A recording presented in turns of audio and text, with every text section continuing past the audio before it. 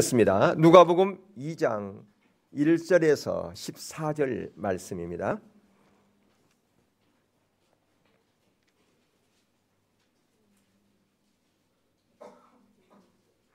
누가복음 2장 1절에서 14절 말씀 한 절씩 교독하도록 합니다.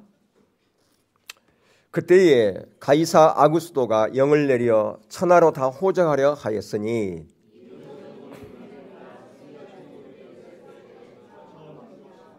모든 사람이 호적하러 각각 고향으로 돌아가매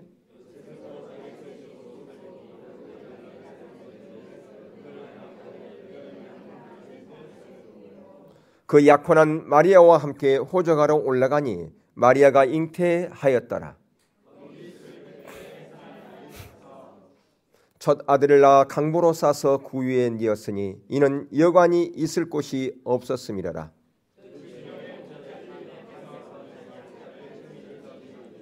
주의 사자가 곁에 서고 주의 영광이 그들을 두루 비치매 크게 무서워하는지라.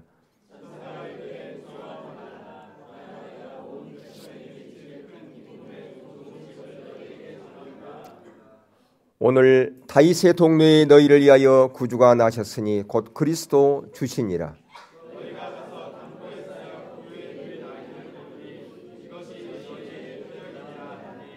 호련히 수많은 천군이 그 천사와 함께 하나님을 찬송하여 이르되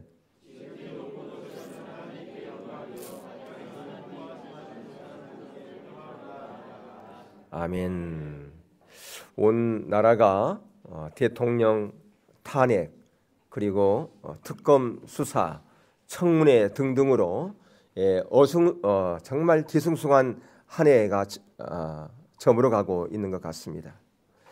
그래서 이제 기쁘고 즐거워야 할 성탄마저도 어쩌면 힘을 더 잃고 있는지도 모르겠죠. 여러분, 대통령 탄핵으로 대선이 빨라질 것 같기에 자칭 요즘 보면 잠룡이라 그렇게 얘기를 하잖아요. 예, 그런 사람들의 대선 그 주자들의 발이 더 빨라지고 있는 것 같기도 합니다. 저마다 대권의 꿈을 꾸고 있겠지요. 그래서 그 꿈을 실현하기 위해서 하는 행동들이 어쩌면 모르겠어요. 제 개인적으로 봤을 때 좀 눈살을 찌푸린다. 예, 그렇게 하는 행동을 하고 있다라고 하는 그런 경우도 있는 것 같습니다. 그래서 어떤 사람들은 재앙적인 그런 대통령의 그 모순을 개선하기 위해서 개헌을 하자고 하는 그런 개헌론자들의 목소리도 커지고 있습니다. 그리고 언젠가는 대권을 장악한 사람이 이제 거대한 대통령 취임식을 하겠죠. 얼마 전에 있었던 미국의 그 대통령 선거에서 트럼프가 당선되어지고 이제 대통령 취임식을 할 텐데 그 취임식에 들어갈 돈이 엄청나게 많이 든다고 그렇게 얘기를 해요. 그래서 많은 사람으로부터 후원금을 받고 있다고 하는 그런 소식을 들었습니다. 오늘날 제한적 대통령 하는데 옛날 왕정 시대에는 어떠했겠습니까? 특히 예수님이 태어날 무렵 이스라엘은 로마 제국의 지배를 받고 있었다고 하는 것이죠. 예, 그 당시 로마 황제는 가이사 아구스투스 황제, 그러니까 황제 숭배를 강요했던 독재자였어요. 그러니까 지금 예수님 시대에 로마가 그 변방들을 다 지배하고서 이제 왕권을 강화하면서 초대 황제가 되었던 사람이 누구냐? 바로 여기 오늘 본문에서 소개하고 있는 누구요? 뭐라고 돼 있습니까? 예, 우리말성에 그러는데 원래는 카이사 아우구스투스, 카이사 아우구스투스예요. 그 황제가 초대 황제가 되어져서 자기를 뭐라고 했느냐? 자기를 황제를 자기는 신이다. 그렇게 신격화 시켰습니다. 그리고 황제를 숭배하도록 했었어요. 그리고 팔레스틴 지역과 소아시아 지역을 자기 생일날이 생일날이 언제냐면 9월 23일인데 그 날을 새해로 선포했어요. 그러니까 자기 생일날이 새해가 된 거예요.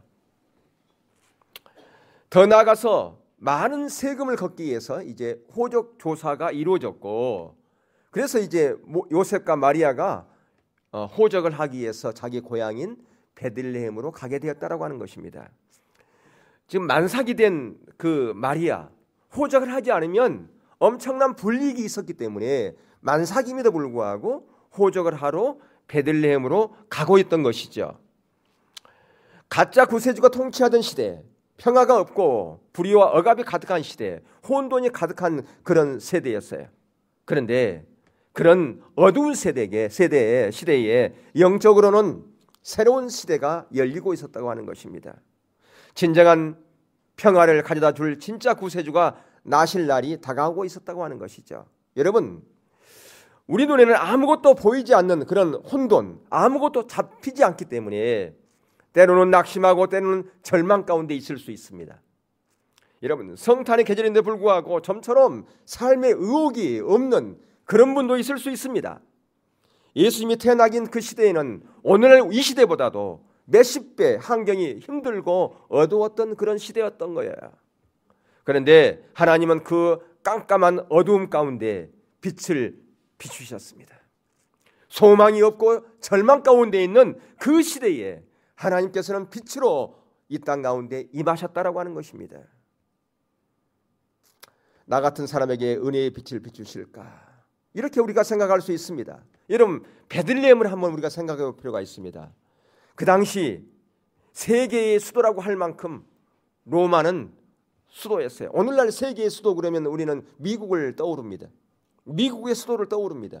그런데 그 당시만 하더라도 세계의 수도 그러면 로마의 수도를 생각했어요.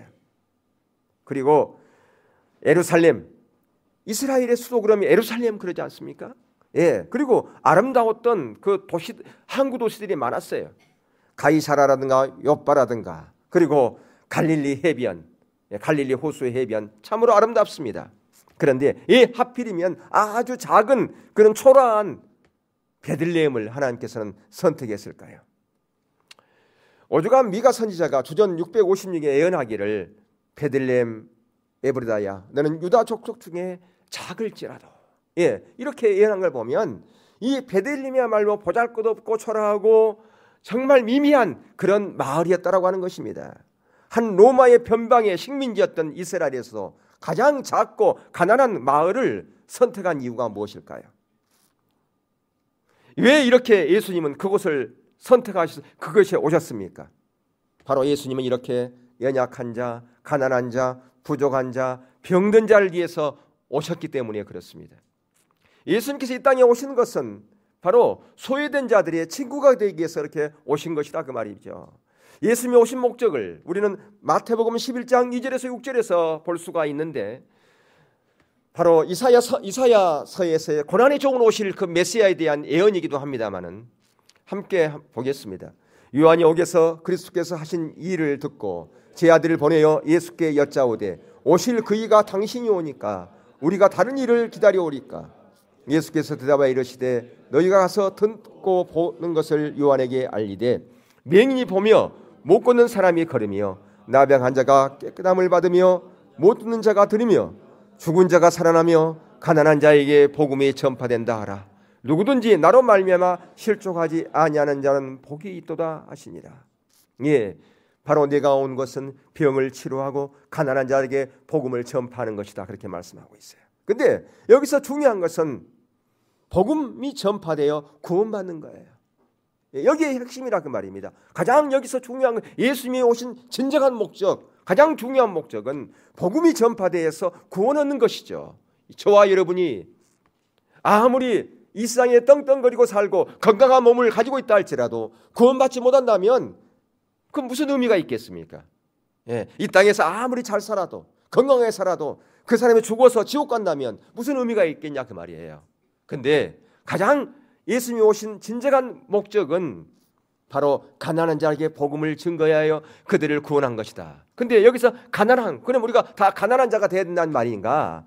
그 말은 아니죠. 예, 무슨 얘기냐? 여기서 가난한 자는 영적으로 가난한 자들에게 복음이 전파된다 그 말입니다. 영적으로 가난한 자들에게 나의 연약함을 보고서 나의 지혜와 내 능력으로 안 되는 것을 알고서 하나님이 아니면, 주님이 아니면 저에게는 어떠한 가능성도 없습니다. 그래서 전적으로 주님의 은혜를 붙잡고 애통하는 자가 누구냐? 바로 그러한 자가 가난한 자라 그 말이에요. 그래서 요한복음 5장 3절 4절 보시면 심령이 가난한 자는 복이 있나니 천국이 그들의 것이며 애통하는 자는 복이 있나니 그들이 위로를 받을 것이다. 그렇게 말씀하고 있죠. 그 당시 어느 누구도 구세주가 이렇게 오실 것이라고 상상도 하지 않았습니다. 그래서 세례 요한은 예수님의 친척이었고 계시를 통해서 예수님이 구세주라는 것을 알았습니다. 고난의 종으로 오실 메시아, 그것은 꿈도 꾸지 못했어요. 예수님을 계시를 통해서 예수님이 구세주라고 하는 것을 알았지만 예수님이야말로 강력한 왕권을 가지고 오실 메시아라고 알았지 고난의 종으로 오실 메시아라고 그런 꿈도 꾸지 못했어요. 그래서 그는 확인하기 위해서 감옥에서 제 아들을 보내서 당신이 진정한 메시아입니까? 아니면 우리가 다른 메시아를 기다려야 됩니까? 라고 그렇게 질문했던 것을 볼 수 있습니다. 이처럼 예수님은 너무나도 평범하게 오셨습니다. 아니 그 이하의 방법으로 오셨다고 하는 것입니다. 우리는 생각하기를 만왕의 왕 대신 그 구세주는 평범한 방법으로 오시면 안 된다는 그런 생각을 할 수가 있어요. 여러분 동방 박사가 별을 연구하다가 구세주 메시아 탄생을 비밀을 알고서 그들이 먼 동방에서부터 몇 명이 온지를 알지는 못하지만 몇 명 왔어요? 동방 박사가? 성경에 어디 있어요? 성경에 그런 말은 없어요. 동방에서 박사들이 왔다고 돼 있지. 예, 그들이 몇 명인지는 모르지만 3명인지 7명인지 12명인지 모르지만 그들이 왔어요. 별을 보고. 근데 그들이 이스라엘에 왔을 때 가장 먼저 어디에 들렸습니까? 이스라엘의 수도 예루살렘에 들려요. 예루살렘 중에 어디에 들렸어요? 왕궁에 들렸어요. 왕이 태어나면 틀림없이 수도에 그 왕궁에 올 거라고 생각하기 때문에 그들이 바로 어디에 들리느냐? 예루살렘 왕궁에 들렸다 그 말입니다. 당연히 만왕의 왕이 태어난다면 왕궁에 태어날 것이다. 그들은 그렇게 생각했겠죠. 자, 마태복음 2장 1절에서 12절을 보시면 헤롯 왕 때에 예수께서 유대 베들레헴에서 나심에 동방으로부터 박사들이 예루살렘에 이르러 말하되 유대인의 왕으로 나신 이가 어디 계시냐? 우리가 동방에서 그의 별을 보고 그에게 경배하러 왔노라 하니 헤롯 왕과 온 예루살렘이 듣고 소동한지라. 왕이 모든 대제사장들과 백성의 서기관들을 모아 그리스도가 어디서 나겠느냐 물으니 이르되 유대 베들레헴이오니 이는 선지자로 이렇게 기록된 바 또 유대 땅 베들레헴아 너는 유대 고을 중에서 가장 작지 아니하도다. 내게서 한 다스리는 자가 나와서 내 백성 이스라엘의 목자가 되리라 하였음이니이다. 7절부터 같이 읽겠습니다. 시작. 이에 헤롯이 가만히 박사들을 불러 별이 나타난 때를 자세히 묻고 베들레헴으로 보내어 이르되 가서 아기에 대하여 자세히 알아보고 찾거든 내게 구하여 나도 가서 그에게 경배하게 하라. 박사들이 왕의 말을 듣고 갈새 동방에서 보던 그 별이 문득 앞서 인도하여 가다가 아기 있는 곳 위에 머물러 서 있는지라. 그들이 별을 보고 매우 크게 기뻐하더라. 집에 들어가 아기와 그의 어머니 마리아가 함께 있는 것을 보고 들어 아기께 경배하고 보비압을 열어 황금과 유황과 몰약을 애물로 드리니 그들은 꿈에 헤롯에게로 돌아가지 말라 지시하심을 받아 다른 길로 고국에 돌아가니라. 아멘. 그렇습니다. 이렇게 동방 박사들도 그 메시아를 찾아서 왔지만 그들은 어디에 먼저 들렸다고요? 왕궁에 먼저 들렸다 그 말입니다. 도저히 우리의 상상을 초월해서 하나님의 뜻이 이루어졌다고 하는 것을 단편적으로 보여주고 있다고 하는 것이죠. 여러분 호적 등록하는 것도 그렇습니다. 독재자의 통치수단인 인구조사로 말미암아 세금을 더 많이 걷어보겠다고 하는, 그래서 정부의 정원을 더 증가시켜 보겠다는 그것이 바로 이들의 정책이었는데, 그러한 것을 통해서, 그러한 악한 것을 통해서도 하나님의 뜻이 이루어졌던 것을 볼 수가 있어요. 그렇기 때문에 우리의 눈으로 도저히 감당하지 못한 그런 곳에도 하나님의 비밀은 담겨져 있다고 하는 것을 우리가 볼 필요가 있어요. 지금 우리가 어렵습니까? 시대가 어렵습니까? 그러나 거기서 하나님의 뜻을 볼 수 있어야 돼요. 왜? 하나님의 일하시는 것은 위기가 곧 뭐기 때문에, 기회이기 때문에 그렇다라고 하는 것입니다. 여러분, 방금 우리 살펴봤지만 베들레헴, 이스라엘 땅의 평범한 서민 마을, 지금도 팔레스타인 통치 아래서 지금은 이 베들레헴은요, 때로는 이스라엘 성지 순례가면 못 갈 때가 있어요. 왜? 분쟁 그 어떤 부분이 지금 어려움 가운데 있다 그러면 그 지역을 못 갑니다. 왜 그럴까요? 베들레헴은 팔레스타인의 통치를 받고 있기 때문에 그래요. 예. 그래서 어려움이 있고 그러면 거기 못 들어가고 그랬습니다. 근데 이 가난한 마을이에요. 그리고 여기는 아주 작은 마을이에요. 도봉구보다 훨씬 더 작습니다. 그리고 거기는 더 가난합니다. 이스라엘보다 훨씬 더 가난해요. 이스라엘은 잘 살지요. 근데 여기는 못 사는 나라예요. 이스라엘이 아니에요. 지금 여기는 팔레스틴 지역이에요. 여러분, 마리아와 아기를 우리가 생각해 봅시다. 마리아는 지금 정식 결혼한 상태가 아니고 약혼한 상태라 그 말이죠. 1년 동안 그것을 유지해야 돼요. 만약에 약혼한 상태에서 부정한 일을 저질렀다. 그러면 어떻게 되느냐? 돌에 맞아 죽었어야 돼요. 그러니까 지금 현재 마리아는 미혼모라 그 말이에요. 예. 그러니까 이것이 어떻게 보면 특별히 보일지 모르지만 오늘날에도 미혼모 그러면 시선이 안 좋아요. 근데 그 당시에는 얼마나 시선이 안 좋았겠습니까? 상상을 초월했다 그 말이에요. 우리는 성령의 잉태라고 하는 사실을 알고 있기 때문에 그냥 선입견이 없이 볼 수 있지만 그 당시 사람들이 만약 그걸 알았다면 얼마만큼 색안경을 끼고서 바라보고 수근수근 했겠냐 그 말입니다. 그리고 말을 안 하지. 예, 얼마나 요셉을 깔보고 우습게 여겼겠어요. 이처럼 예수님이 오신 사건은 우리의 상식과도 너무나 거리가 멀다 그 말입니다. 또 그들의 일행이 호족 동력으로 분주한 이 마을에 투속하려고 했지만 계속해서 거절당했어요. 왜 거절당했습니까? 방이 없어서 그렇다 그 말이에요. 근데 여기에 엄청난 영적인 교훈이 담겨져 있어요. 우리가 해마다 크리스마스가 되면 자주 인용되는 외국의 연극 이야기가 있어요. 랄프라는 이름의 정신지체아의 이야기인데요. 우리나라에서 각색대에서 빈방이 있습니까? 라고 하는 그 덕구의 이야기가 대학로에서 오랫동안 거기서 공연되어졌어요. 저도 저와 저 아내도 가서 거기서 보았지만요. 우리 지체들로 봤죠. 또 우리 교회에서도 한번 무대에 올린 적이 있습니다. 우리 성도들이 준비해가지고요. 우리 안성욱 집사님이 무슨 역할을 했어요? 덕구 역할을 했잖아요. 이야기는 이렇습니다. 정신지체아인 랄프는 이 연극에 꼭 참여하고 싶었어요. 그래서 연극팀은 그 랄프의 간절한 마음을 알고 허락했지만 어떻게 이 연극에 출연시킬지 고민에 빠졌어요. 마땅한 배역을 찾지는 못했기 때문에 그래요. 근데 어느 날 누군가가 그 랄프를 여관 주인 역할을 하면 안 되겠냐. 대사가 딱 한마디밖에 없으니까 그거 하면 좋겠다. 그런 거예요. 요셉과 마리아 여관집을 두드릴 때 방 없어요 라고 하면 되니까 그것만 하면 되니까 간단하지 않습니까? 나중에는 한 대사로 끝나는 것이 너무나 서운해서 2번 정도 대사를 할 수 있도록 약간 이렇게 바꾸기도 했어요.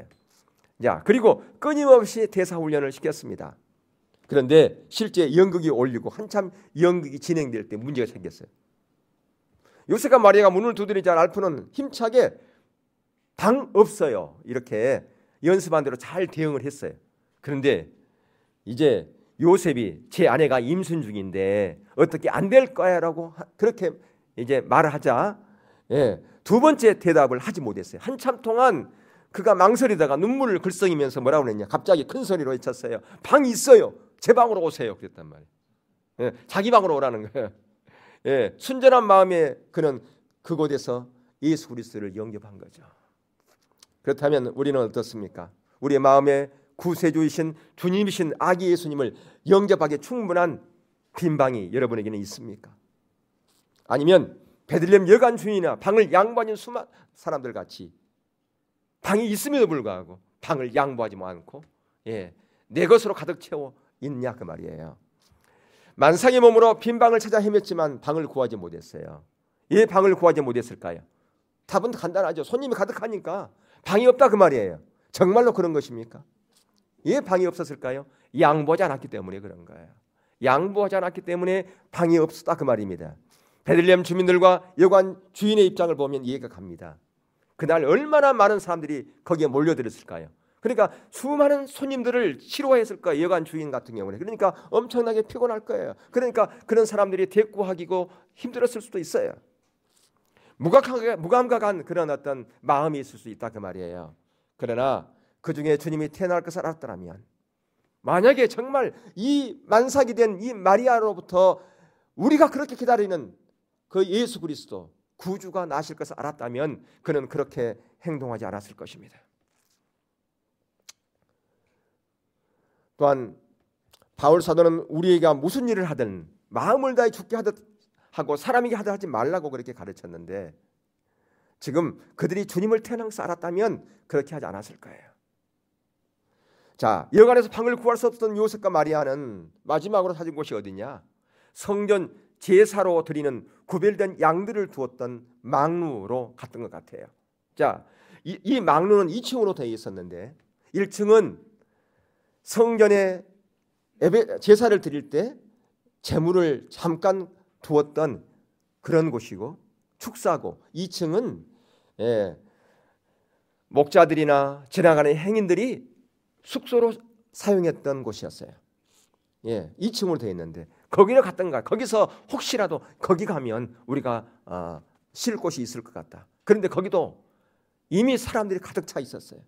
그래서 그들이 택한 곳은 어디냐? 1층에 있는 축사였다 그 말이에요. 어떤 축사? 성전에 제물로 바쳐질 양들이 잠시 기거하고 있는 곳이었다 그 말이에요. 그러니까 성전에 제물이 있는 양들이 있는 곳에 가서 예수님께서 어린 양이 되어져서 구유에 누인 거죠. 자, 그래서 그들이 거기서 기거하면서 아기를 낳을 때 진통이 있었을 거예요. 첫애니까 얼마나 많은 진통이 있었을까요? 그러나 2층에 기거하고 있는 사람들은 그 진통에 아무도 나아보지도 않고 거들떠보지도 않았다 그 말입니다. 그들은 그러한 소리에 마음에 문을 닫고서 길을 막고서 자기들 편하게 지낸 것이죠. 여기서 무엇을 봅니까? 메마른 인간의 죄성이 바로 예수님을 가축의 우리 구유에 눕게 한 것이다 그 말이에요. 인간의 죄성이 바로 타락한 본질, 자기 중심성, 이것이 예수님이 바로 그 축사 구유에 눕게 한 것이다 그 말이에요. 그래서 오늘날 우리에게 마찬가지로 빈방이 없습니다. 어떤 빈방이요? 예수님을 모실 빈방이 우리에게 없다 그 말입니다. 나의 유익을 살다 보면, 나의 행복만 추구하다 보면 예수님을 모실 빈방을 준비하지 못합니다. 사라져버립니다. 내가 가지고 있는 방에는 모든 나의 것으로 가득 채워져 있기 때문에 돈으로 가득 채워질 수도 있고요, 욕심과 욕망으로 가득 채워질 수 있고, 경쟁심과 이기심으로, 명예와 권력욕으로 가득 차 있고, 세상 것으로 가득 차 있기 때문에 예수님이 계실 빈방이 존재하지 않는다라고 하는 겁니다. 바로 이 점입니다. 이러한 인간의 안약함이 예수님의 십자가를 필요로 하게 한 것이다 그 말이에요. 그분이 제물이 되셔야 할 이유가 여기에 있습니다. 바로 이것이 절묘하게 만나는 자리, 구주의 필요성이 드러나는 인간의 악함과 구주의 고난이 가장 극명하게 드러나는 것이다 그 말이죠. 이처럼 하나님께서는 그리스도가 짐승의 구유에 눕게 한 것, 그것이 바로 표적이 되게 하시려고 인간의 뭘 사용했느냐? 악함을 사용했다 그 말이에요. 그래서 구유를 통해서 하나님께서 꼭 보여주시고자 하는 그 상징적 의미가 뭐냐? 바로 표적이 뭐냐? 예수님께서 구유에 누웠어요. 근데 그 구유는 누구의 음식통이었어요? 양들의 음식통. 얼마 있지 않으면 성전의 제물이 될 그 양들의 그 음식통에 진정한 제물 대신 어린 양이 거기에 누웠다라고 하는 거예요. 그래서 그 어린 양 대신 예수님께서 그 인간의 죄악을 담당하기 위해서 단번에 십자가에서 제물이 되신 것이죠.